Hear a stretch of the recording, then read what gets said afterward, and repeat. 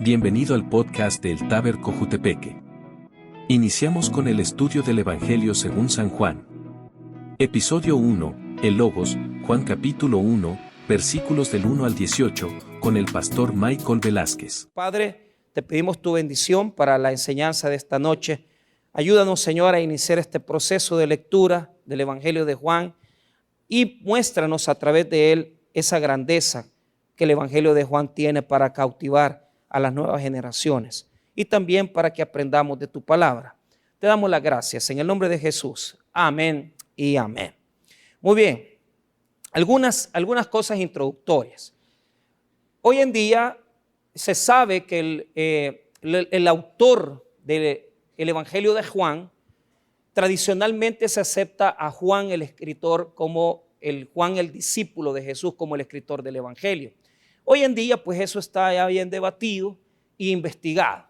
Quiero decirles que cuando se comienzan a tomar las primeras traducciones no tienen títulos, o sea, los evangelios no tenían los títulos ni los nombres de los autores, sino que fue un proceso que fue desarrollándose a través del cual se fue conociendo posiblemente quién fue el escritor. Pero el Evangelio de Juan es muy posterior. Prácticamente sabemos que se termina de escribir aproximadamente en el año 100 después de Cristo.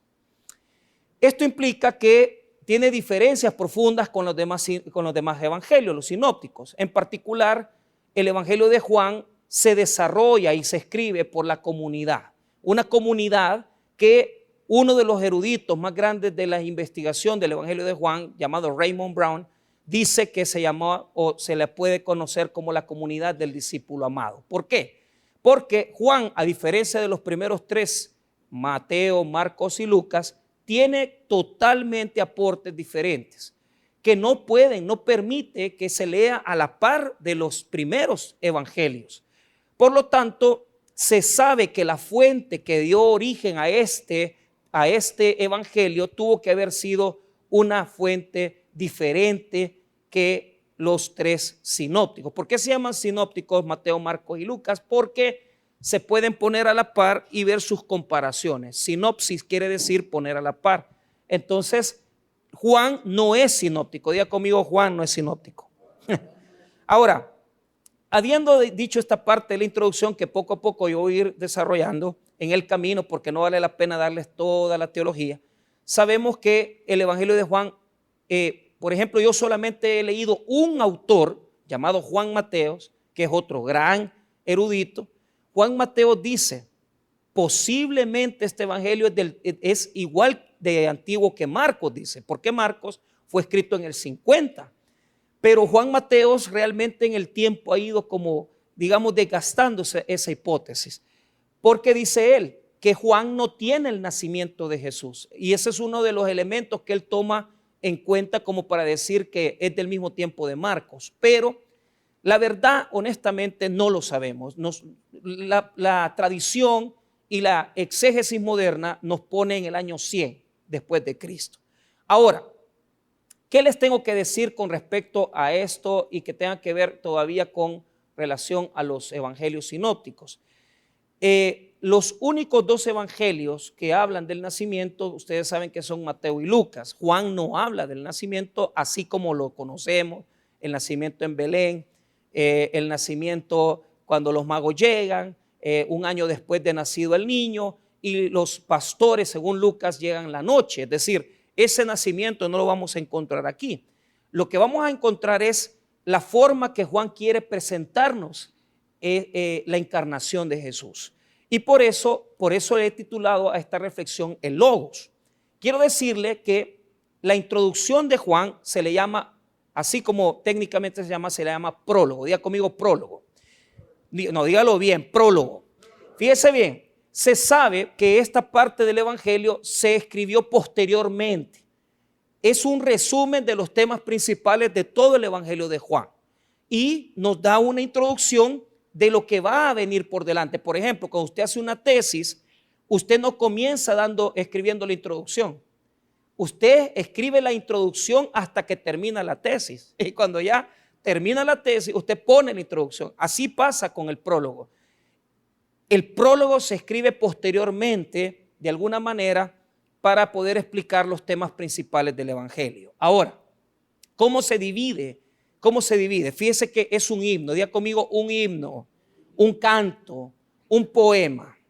Fíjese que la mayoría de estudiosos lo dividen en 4 partes, pero yo se las voy a ir dando ahorita para que ustedes la distingan con un lapicero. Si ustedes la quieren ir poniendo, la van dividiendo, o si usted la quiere llevar en las notas, lo puede llevar de la siguiente forma. Primero, el versículo número 1 al versículo número 4, nosotros tenemos el principio de logos. Ese es el tema predominante de esos 4 versículos.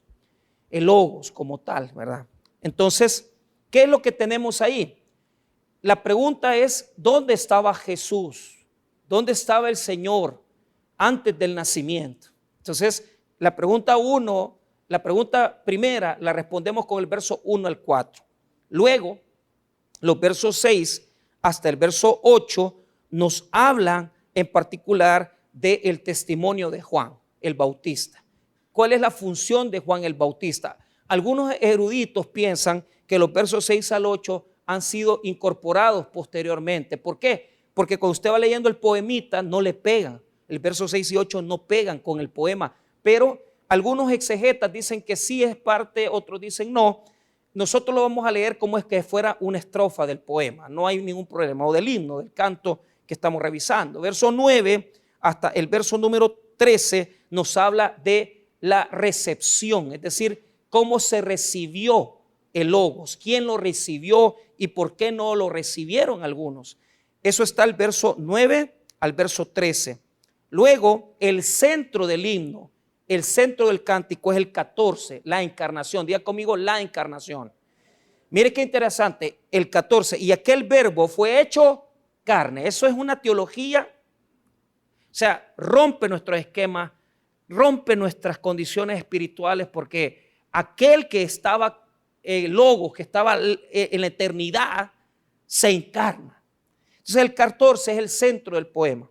El 15 al 17 es otra introducción, es otra parte de Juan el Bautista. Es Juan el Bautista aseverando quién era Jesús, ¿verdad? 15 al 17. Y por último, el 18, que cierra el poema y nos aplica y nos informa de cuál es la posición de Jesús con respecto al Padre. El 18 es como el cierre del himno y por ahí podemos ir. Muy bien. ¿Qué vamos a ver en los versos 1 al 4? ¿Dónde estaba Jesús? Fíjese bien.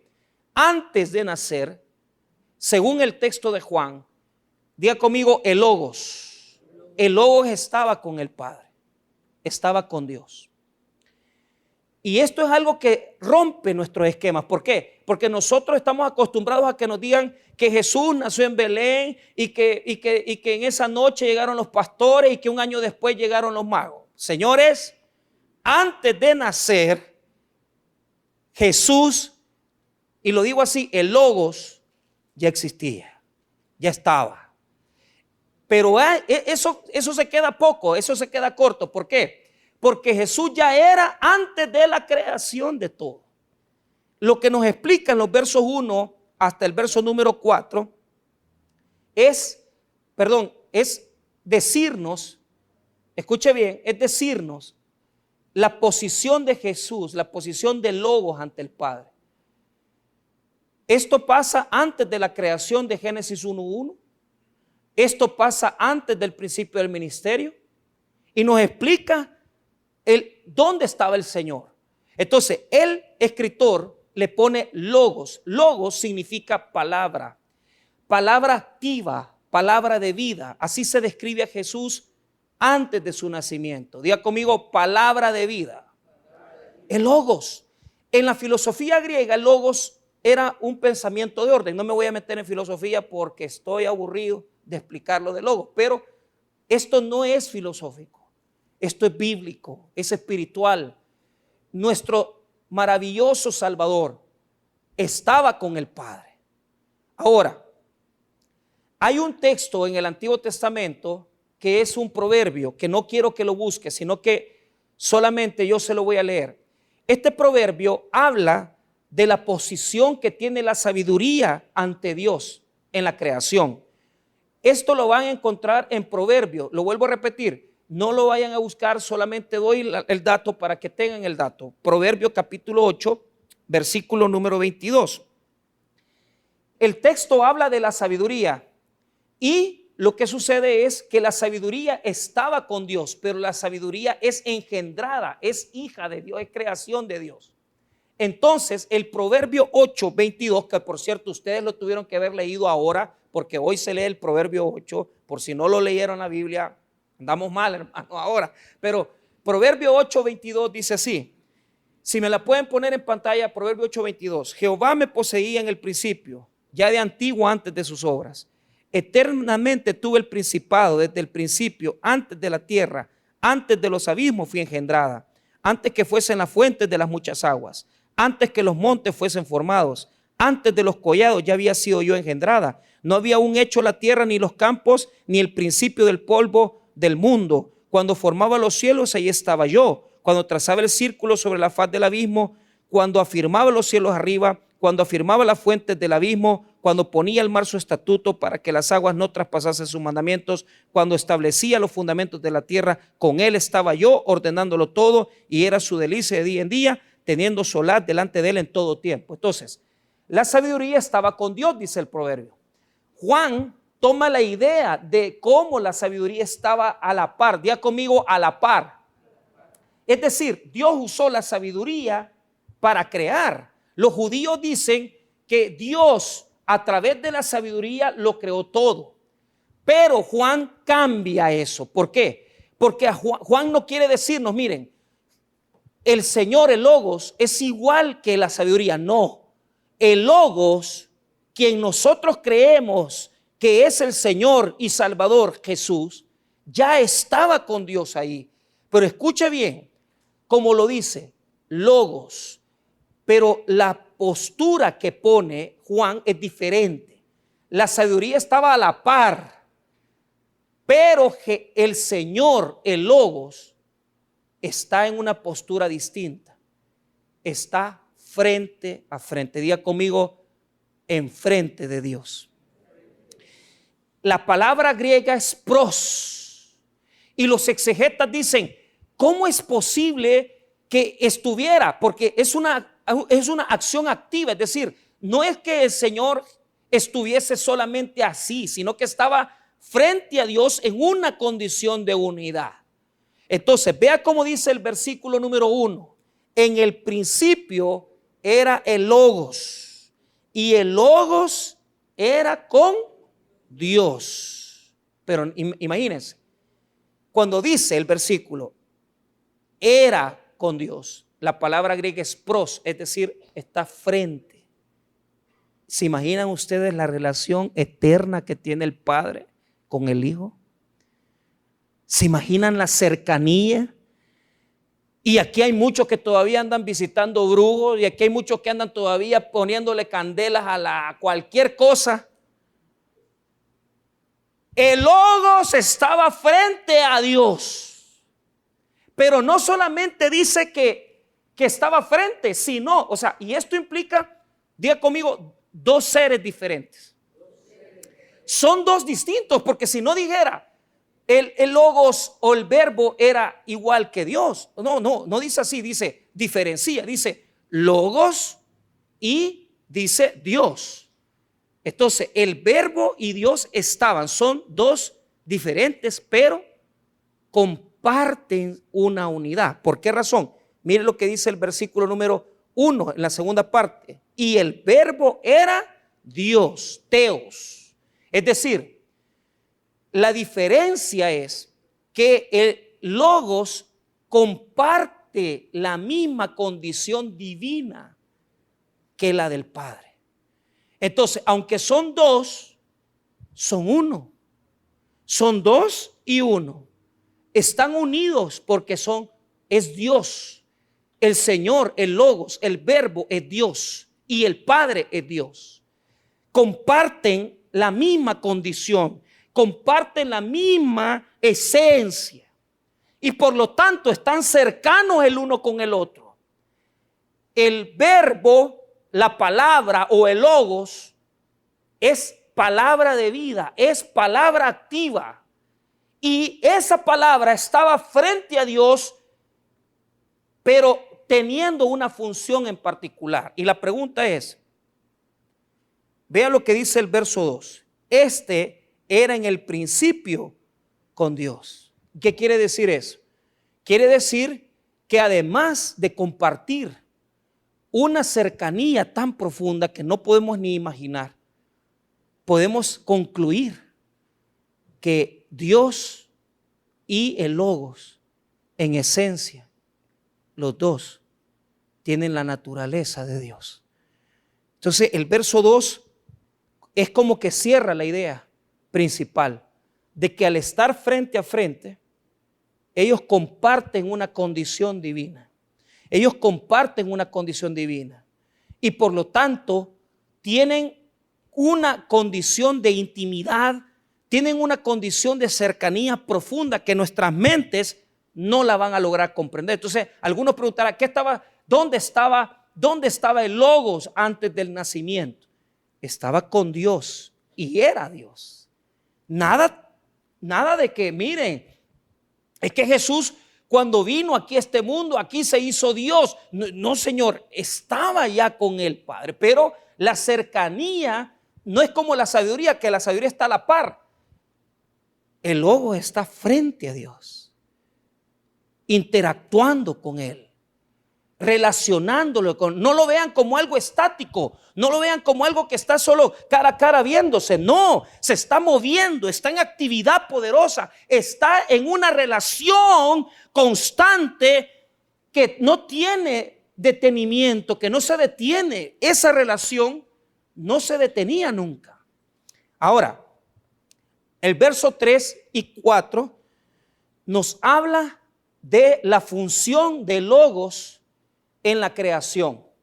La función de Logos en la creación. Y lo vuelvo a repetir, mira, tanto la epístola a los Colosenses como Hebreos hablan de la función. ¿Por qué razón? Porque pensamos que Jesús ahí nació y ahí fue Dios. No, Él estaba en la creación.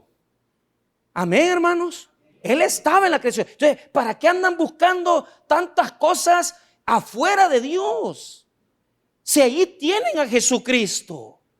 ¿Quién va a conocer más al Padre? ¿Quién va a conocer más la profundidad de Dios más que solo el Hijo, el Logos?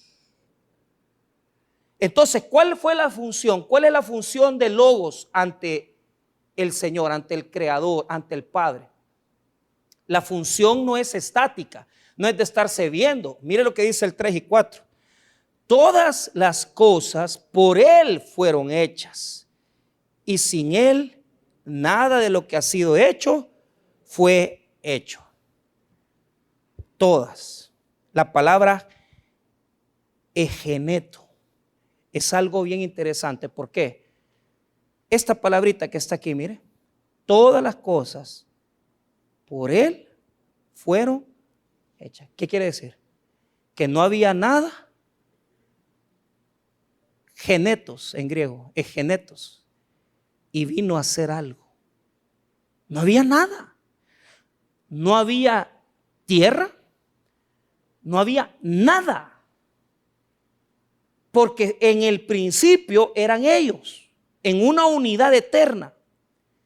Y por el Logos se atrajo, o sea, se hizo lo que vemos con nuestros ojos. En este versiculito chiquito que no tiene grandes implicaciones, que tal vez usted y yo dijimos, ese versículo es sencillo. Leer conmigo nuevamente el 3. Todas las cosas, panta, en griego, todas, panta, quiere decir todas, no solo el universo, sino que todas aquellas que hoy vemos. El Logos estaba con Dios, creando, haciendo, pero el interés mío es que interprete conmigo esa palabrita así que por el cual fueron hechas. Esa palabra quiere decir que nada había y que el Señor, el Logos, con el Padre crearon las cosas. ¿Se imagina el poder que tiene? ¿Se imaginan el poder sanador, el poder el poder que tiene Dios? ¿Se imaginan ustedes el poder que tiene Jesucristo? Que no había nada y de la nada se creó todo. Ex nihilo. Es decir, sin existir absolutamente nada.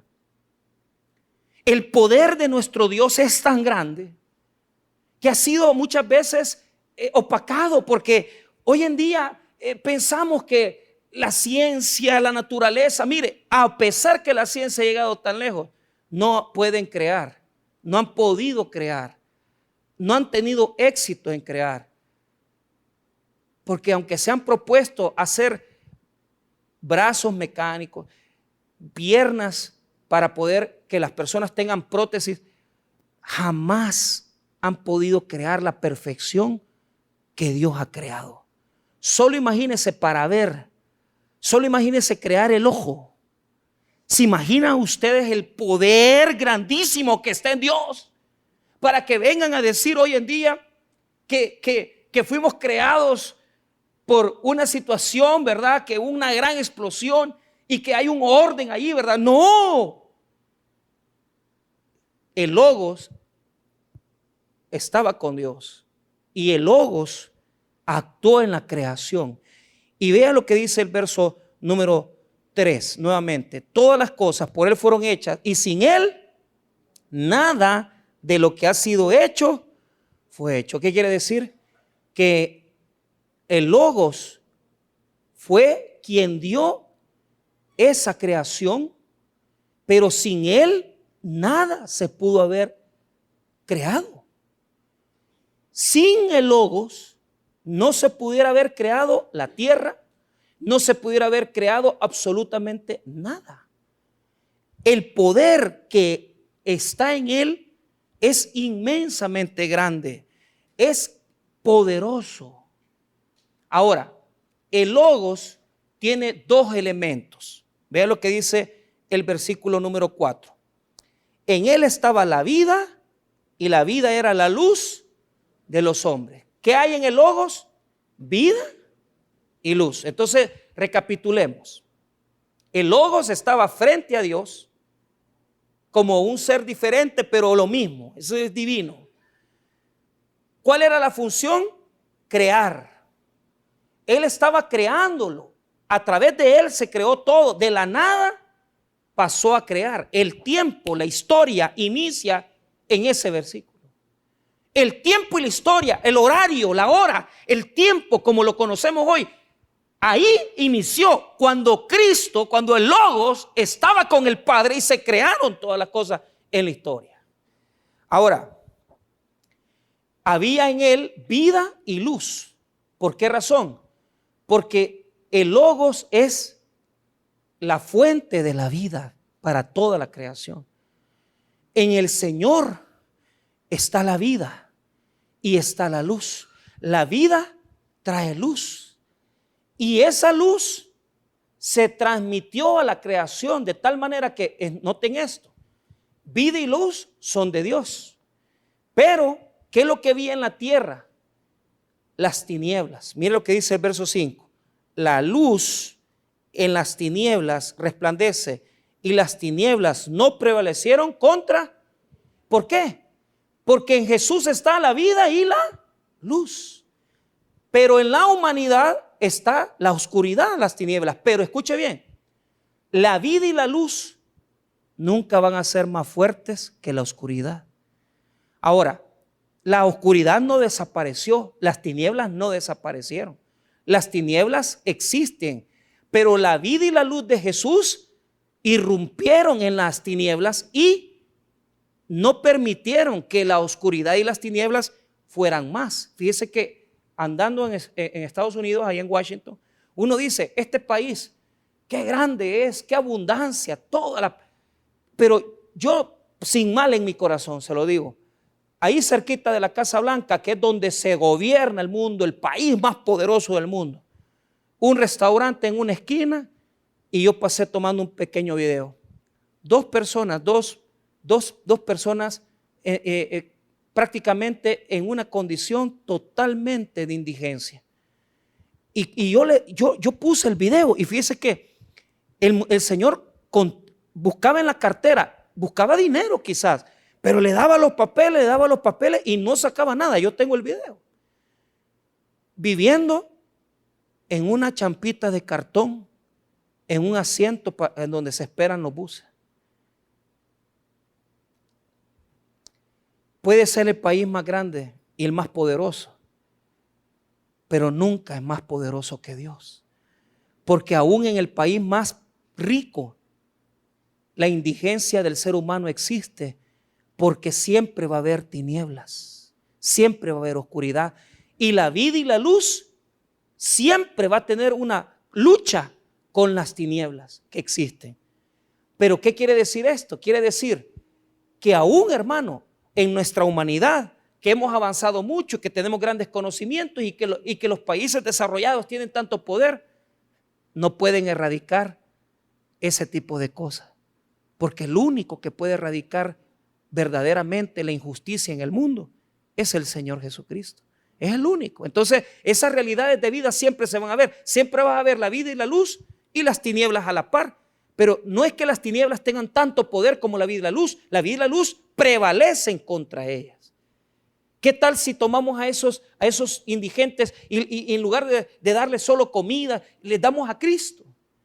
Y, hermano, ¿cree usted que esas personas no se levantarían de ahí? Claro que sí, porque nosotros conocemos gente aquí mismo que han padecido años, han vivido en la calle y después de conocer a Jesús han dejado la droga, han dejado los vicios y han sido verdaderos hijos de Dios y aquí están sentados con nosotros. ¿Cuántos se dedicaban a la droga? ¿Cuántos se dedicaban al alcohol? Y solamente Cristo pudo retroceder las tinieblas que hay en el corazón del hombre.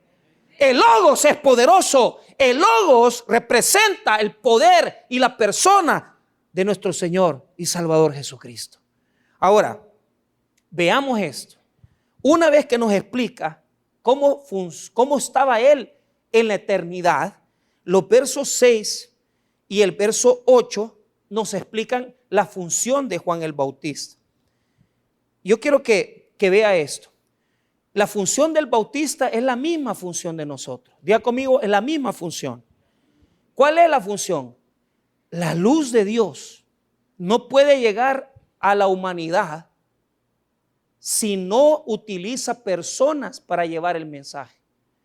El Logos es vida y es luz, pero eso en la eternidad. Pero se necesitan hombres y mujeres que sean los instrumentos para llevar la luz a los hombres. Amén, hermanos. Entonces, la función de los versos 6 al 8 es enseñarnos que aunque el Dios eterno, el Padre, vive en un gran poder y en una gran eternidad con el Logos frente, y aunque lo crearon todo, todavía Dios necesita instrumentos que lleven el mensaje a los demás. Si usted está aquí sentado en esta noche y usted ha venido a aprender del Evangelio de Juan, pero no quiere entender que Dios lo quiere utilizar como instrumento, entonces la grandeza del Padre, la eternidad de Dios y el poder del Logos necesitan que instrumentos como usted lleven la luz. Ve el 6 y el 8. Hubo un hombre enviado de Dios, el cual se llamaba Juan. Este vino por testimonio, para que diese testimonio de la luz, a fin de que todos creyesen por él. No era él la luz, sino que para que diese testimonio de la luz. La luz de Logos se imparte, porque no todos la pueden captar. Fíjese bien, Juan el Bautista recibió esa luz y la compartió. Pero el punto es que yo les hago, y la pregunta que yo les hago a ustedes: ¿han captado la luz de Dios ustedes? ¿Han entendido lo que es Dios y lo que es Jesucristo? ¿O se han quedado con aquella cuestión que, no, Dios existe, Jesús existe y sí tengo a Cristo en mi corazón? Pero ¿qué sucede? El problema es el siguiente: el que no ha conocido la luz no puede compartir la luz. Y a mí me da miedo que en este lugar hayan personas que no tengan la luz de Dios, que no les haya iluminado Dios. Sí ya aceptaron a Cristo, sí ya están en la iglesia, Pero ¿cuál es el problema? No han tenido un contacto con el Señor, no han tenido un contacto con ese Dios poderoso. ¿Por qué razón? Cuando uno entra al Evangelio, lo primero que hace es compartir la verdad de Dios. Y yo veo una cosa, pocos aquí quieren compartir la verdad de Dios. Quieren venir a la iglesia y quieren estar en las cosas de Dios, pero sin compromiso con Dios. Y eso no se puede, porque Dios, el Logos, es vida y luz. Y si la luz ha llegado a tu vida, tú tienes que compartir la vida con los demás. La palabra que ocupa en el texto griego es lugnos, quiere decir lámpara. Somos lámpara en medio de la oscuridad. Somos seres humanos, finitos, limitados por carne, pero dentro de nosotros habita el poder del Dios eterno. Y ese poder del Dios eterno nos faculta para llevar el mensaje de Dios, la luz, a los hombres. Ahora, los versos 9 al 13 nos dice que mucha gente puede estar en esta condición. Juan el Bautista recibió la luz y la compartió. Pero la pregunta es, ¿nosotros hemos recibido esa luz? ¿La compartimos con nosotros? ¿O simplemente esa luz no nos ha resplandecido? Mire lo que dice el verso 9 al 13. Aquella luz verdadera que alumbra a todo hombre venía a este mundo. En el mundo estaba y el mundo por él fue hecho, pero el mundo no le conoció. Note lo siguiente. Fíjese bien. Primero, esa luz que es el Logos ya estaba en el mundo. Diga conmigo, ya estaba en el mundo. Mira el progreso que tiene el versículo 9. Apunte ahí, mire bien. Venía a este mundo es lo primero que dice. En el verso 10 dice, en el mundo estaba y el mundo por él fue hecho, pero el mundo no le conoció. Y el verso 11 dice, a lo suyo vino. Entonces, ¿qué sucede? Esa luz está por siglos en la humanidad. Antes de Cristo, las personas veían la naturaleza y decían, alguien tuvo que haber creado esto. Pero ¿qué sucede? Después que Jesús murió y resucitó, eso está en el mundo, pero ese mensaje de luz, de Logos eterno, muchas personas, a pesar que está ya en la tierra, porque mire, lo que es eterno, lo que estaba en la eternidad con el Padre cara a cara, comienza a bajar en la creación y la creación se manifiesta la gloria, la luz de Logos. Pero el mundo entero no le quiere recibir. Mire lo que dice el verso 11, a lo suyo vino y los suyos no le recibieron. En particular, se manifestó esa luz a un grupo en particular, pero los suyos, es decir, Juan, cuando vio la luz, transmitió esa verdad, pero el pueblo de Israel no le recibió. Ese es el rechazo de la luz, el rechazo de la luz. Pero en los versos número 12 y 13 podemos ver que no todos rechazaron, sino que también hubo personas que sí lo aceptaron, lo recibieron. 12 y 13. Mas a todos los que le recibieron, a los que creen en su nombre, les dio potestad de ser hechos hijos de Dios. Verso 13. Los cuales no son engendrados de sangre, ni de voluntad de carne, ni de voluntad de varón, sino de Dios. Entonces, resumo. El Logos estaba frente a Dios. A través del Logos se hizo la creación. La luz y la vida de Logos peleó con las tinieblas para erradicarlas. En esto surge Juan el Bautista, un instrumento para traer la luz de Logos. Pero esa luz de Logos no la recibieron. Pero otro grupo sí lo recibió. El grupo que recibió la luz de Logos, ¿qué son? Son hijos de ¿quién? ¿Por qué? Porque lo que estaba, fíjese bien, el ser humano debe de entender que al ser hijo de Dios recibe, hermano, no un título. Porque aquí hay mucha gente que dice, yo soy hijo de Dios, pero no tienen el conocimiento de lo que Dios es. Para comenzar, no comparten sus bendiciones con nadie. En segundo lugar, no tienen un corazón perdonador, que no están viendo cómo el Padre está unido con el Hijo y cómo el Hijo transmite toda la humanidad. Somos hermanos, somos hermanos. Y si somos hijos de Dios, no es para que andemos diciendo, es que yo soy hijo de Dios. El ser hijo de Dios no se nota por el hecho de que usted se porte bonito o porque usted tiene un comportamiento muy hermoso ante todos nosotros. La pregunta es cómo anda su interior. La pregunta es si usted es odioso. La pregunta es si usted es envidioso. La pregunta es si usted desea a la mujer del prójimo. La pregunta es si en su corazón usted es obediente o no es obediente a Dios. La respuesta es nula, porque hemos recibido este versículo. Somos hijos de Dios de nombre, pero no somos buenas personas. Y lo que hay en nosotros muchas veces solamente es teoría de Dios. Pero si usted todavía está aquí pensando que porque vende cerveza o promueve ese tipo de cosas y usted no le duele eso y usted cree que usted es un gran cristianazo porque trae los diezmos, usted no es hijo de Dios, porque no ha recibido ni un poquito de la vida y la luz que hay en el Logos. Si la vida y la luz está en usted, tiene que llegar a ser persona. Y eso significa ser humano. Y eso significa ser solidario, velar por los demás, preocuparse por las personas. Si usted es una persona que ha llegado a ser hijo de Dios, no lo tenga de nombre. Téngalo porque verdaderamente en usted ha actuado un poder más grande. ¿Cuál es? El poder que describe este versículo, el verso 13, nos describe que es algo interior. Diga conmigo, es algo interior. Diga conmigo, es algo espiritual. El poder del Logos que está frente al Padre, que es vida y luz, se transmite a la creación y se transmite a sus hijos. Los hijos tienen vida y luz. No podemos ser pobres, no podemos ser pobres en amor, no podemos ser pobres en misericordia, no podemos ser pobres en solidaridad. Tenemos que ser hermanos y demostrar que dentro de nosotros la vida y la luz del Logos está en nosotros. Mire cómo se da ese elemento, verso 13.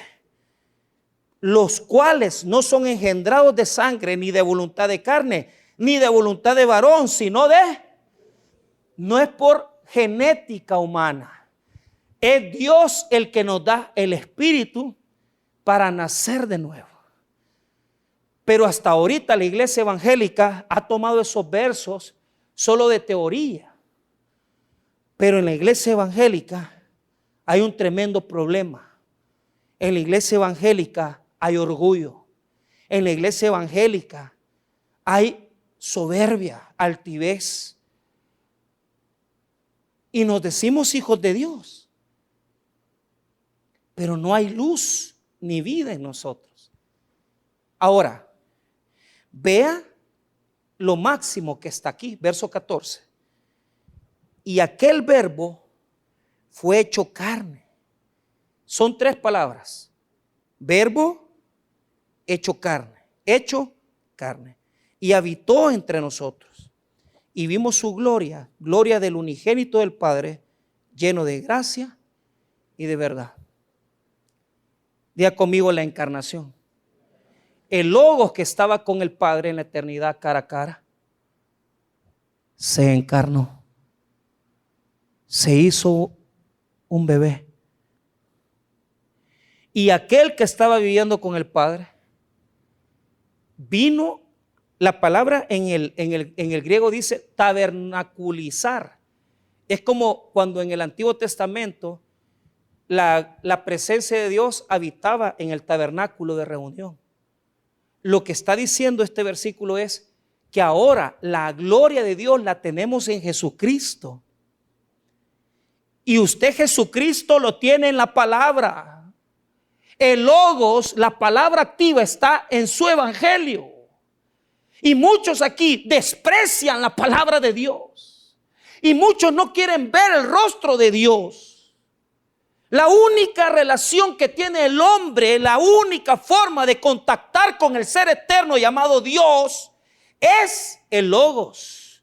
Y ese logos tiene un nombre, y ese nombre es Jesucristo. Y es palabra, porque es palabra que transforma, es palabra de vida, es la palabra que lo creó todo, y es la palabra que está en sus manos hoy. Si usted quiere acercarse a Jesús, deje tanto de venir a la iglesia y comience a acercarse a la poderosa palabra de Dios. Apréndala, vívala, cómala y transfórmela en su vida. Y usted va a estar cerquita de Dios. ¿Qué hacemos nosotros? Lo que menos tenemos contacto es con la Biblia. Y lo que menos nos interesa es que nos expliquen los versículos bíblicos. Cuando abres el Evangelio y tienes contacto con este texto, estás transportándote a la eternidad, al Logos que estaba frente a Dios. Y usted buscando intercesores, y usted buscando seres, personas, ídolos que lo acerquen a Dios. Y Dios dice: aquí está mi hijo, aquí está el Logos, acércate a él, búscalo, ámalo. Y la palabra vendrá a ser vida en tu corazón. Y la palabra va a transformar tu interior. Y la palabra te va a hacer una nueva criatura. Y la palabra tiene vida y luz. Va a transformar tu ser.